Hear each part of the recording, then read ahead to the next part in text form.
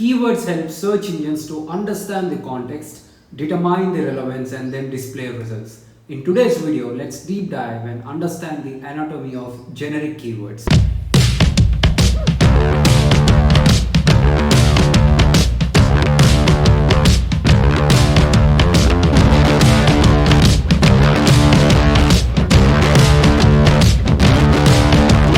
This image looks very familiar, isn't it? I hope your generic keywords too.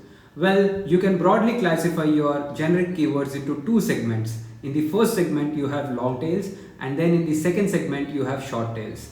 Now, let's try to understand the characteristics of long tail keywords.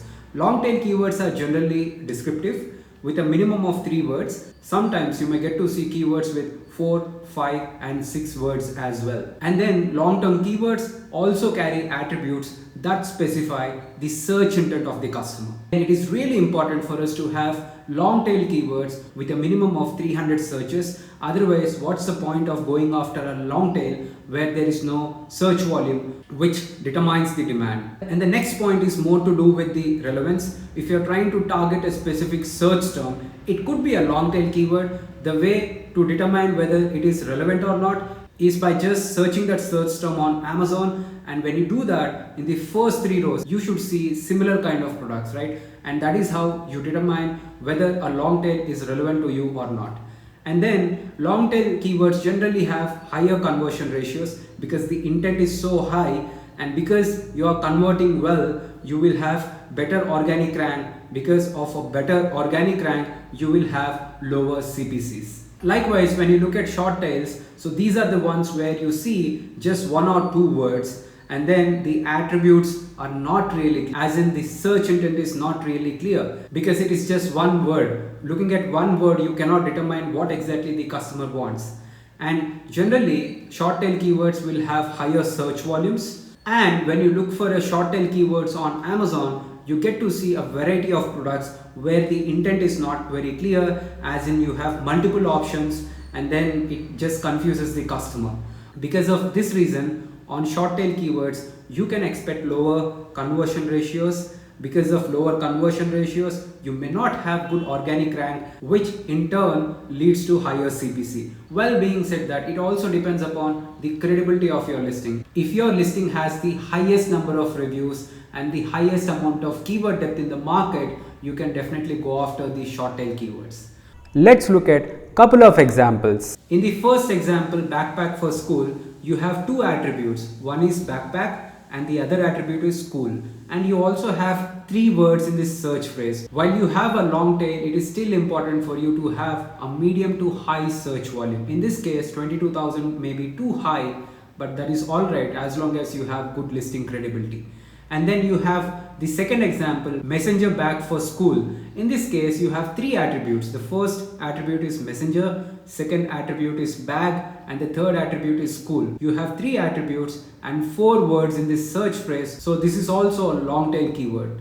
And then if you look at the third example, school backpack for boys, you have the first attribute school, the second attribute is backpack, and the third attribute is boys. And this is exactly what I meant by search intent and attributes, right? In this search phrase, I get to see the attributes school, backpack and boys, and I understand that customer is looking for a school backpack and that is for boys. And in the next example, you have large backpack for schools. How many attributes do we have? The first one is large, the second attribute is backpack, and the third attribute is school. So basically you have 3 attributes and 4 words. You can consider this also as a long tail keywords. Now the intent is very clear. Customer is looking for a backpack and it is for school, and they are looking for something which is large. And in the next example, we have school backpack. Here we just have 2 attributes. The first attribute is school and the second attribute is backpack. Well, if you're launching, this may not be a right keyword phrase to go after, but once your listing gains certain credibility, you can definitely test it out. Towards the right, we have a couple of examples of short tail keywords. The first example is school. Right now, when somebody searches for school, I do not know what exactly they are looking for. Is that a bag, or is that a toy, or is that a book? I do not know. Likewise, when you look at the second word, when somebody searches for bag, that in itself doesn't tell me anything, right? So there are n number of bags. So what kind of bag is the customer looking for? Likewise, if you look at backpack, now there could be n number of backpacks. Just looking at one word, I cannot determine what kind of backpack is the customer looking for, what color, what size, what user intent or what purpose. So those attributes are not clear from your short tail keywords. Moreover, if you look at search volume, it is super high, right? You cannot go after these kinds of keywords at the initial phases. And then you have the last example, Adidas drawstring bag. Understand this is a branded keyword. We generally stay away from branded keywords at the time of launch. To take this a step further, I've searched for this phrase school on Amazon and I get to see these results. The first result is more to do with play set game. The second one is a bag. The third one is a pen case. And the fourth one looks like school supplies. And the fifth one looks like pen holder.